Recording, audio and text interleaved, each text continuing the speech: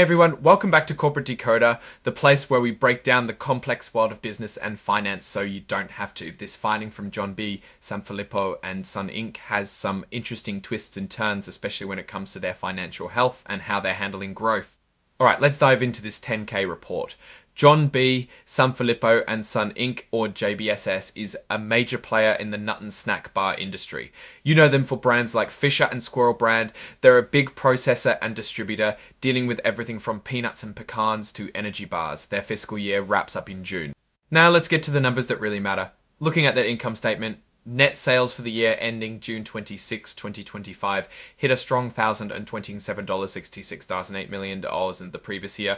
That's a decent jump, but here's where it gets interesting. Despite those high sales, their gross profit actually dropped. It went from 214 Taiwan won years last year down to $230 and 5 Tower Strong Tea dropped. It went from $114 million last year down to $214 million last year down to $221 wrong $1,066, 8 million. This means their gross profit margin, which is how much money they make after paying for the actual stuff they sell, squeezed tighter.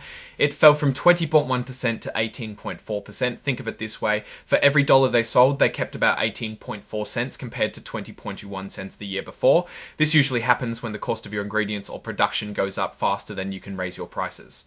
The report mentions increased commodity acquisition costs for nuts and competitive pricing pressures. That's a tough spot for any business.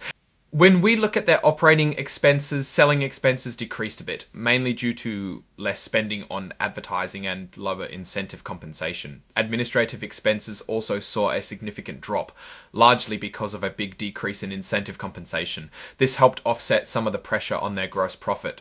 Overall, their income from operations came in at $84.7 million, a slight dip from $85.2 million in the prior year. It's important to note that operating expenses also included a $2.2 million net gain on a bargain purchase related to an acquisition in the prior year. So without that, their operating income might look a bit different. When all is said and done, net income for fiscal 2025 was $58.9 million, down from $62 million in fiscal 2024. That translates to diluted earnings per share of 5.3 cents the year before. Now let's check out their balance sheet. This is like a snapshot of what the company owns and owes. One number that jumps out is their inventory. It grew significantly from $196.6 million last year to a hefty $25.6 million this year. That's a nearly 30% increase. The report says this is due to higher costs for acquiring nuts and also just having more product on hand. More inventory can tie up a lot of cash, and if sales slow down, it can become a problem. Their borrowings under the revolving credit facility also went up quite a bit, from $20.4 million to $57 higher inventory costs, and their investments in property and equipment. Total assets grew from $515.6 million to $97.66 million. A good chunk of that being driven by that inventory and by that inventory increase and their spending on property and equipment. Speaking of spending, the company is planning some pretty big investments. They're looking to spend about $90 million on new equipment and facility improvements to boost their production. This is a significant chunk of change, and they're financing a good portion of it with a new equipment loan. On the cash flow front, it was a much different story this year compared to last. Net cash provided by operating activities plunged from $101.7 million in fiscal 2024 to just $30.5 million in fiscal 2025. That's a massive drop of over 70%. The main reason for this big change, you guessed it, working capital, particularly that ballooning inventory.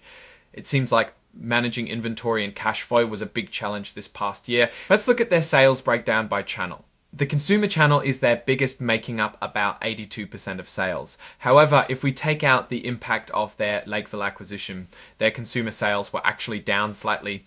Their commercial ingredients business also saw a small net sales decrease. The contract manufacturing business grew though, thanks to higher granola volumes and a new customer. Now, every company filing has a section on risks. JBSS highlights quite a few. They're worried about controlling the cost and availability of raw materials like nuts, which can be hit by weather, disease, and trade issues. They also point out that they can't hedge against nut price fluctuations because there's no real market for it. This means they really have to rely on passing those costs to customers, which isn't always easy due to competition.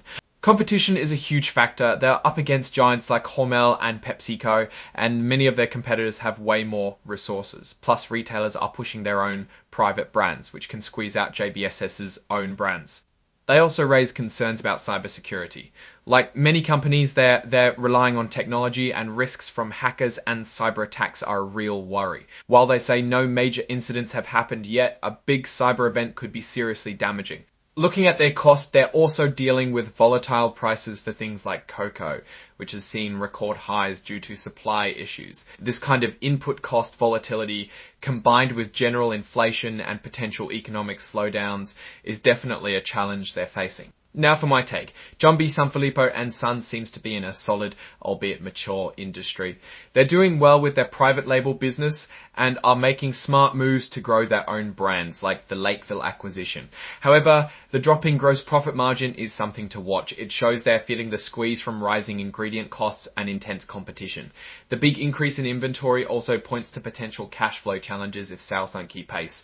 The company seems to have a clear strategy for growth, focusing on branded products and diversifying their offerings, but they're navigating a lot of external risks, from commodity prices to changing consumer tastes and cybersecurity threats. Their reliance on a few major customers like Walmart also means they could be vulnerable if those relationships change. Overall, JBSS looks like a company that's aware of its challenges and is taking steps to address them, like investing heavily in new equipment. But the financial results this year suggest they've got some headwinds to overcome, particularly in managing costs and demand. We'll need to keep an eye on how these investments pay off and if they can improve those profit margins. Alright, that's our breakdown of John B. Sanfilippo & Sons' latest filing. What's your take on these numbers and what they signal for the company's future? Drop your thoughts in the comments. If this analysis was valuable, hitting that like button really helps, and subscribe for more deep dives. Don't forget to check out the Discord in the description. Thanks for watching. See you next time.